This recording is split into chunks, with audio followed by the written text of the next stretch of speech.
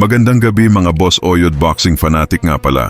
John Riel Cuadro Alas Casimero ay napakitang gilas sa gitna ng kanyang pag-iinsayo at sa tingin ko mga boss ay napakaganda ng kondisyon ni Cuadro Alas na para bang bukas na itong lalaban.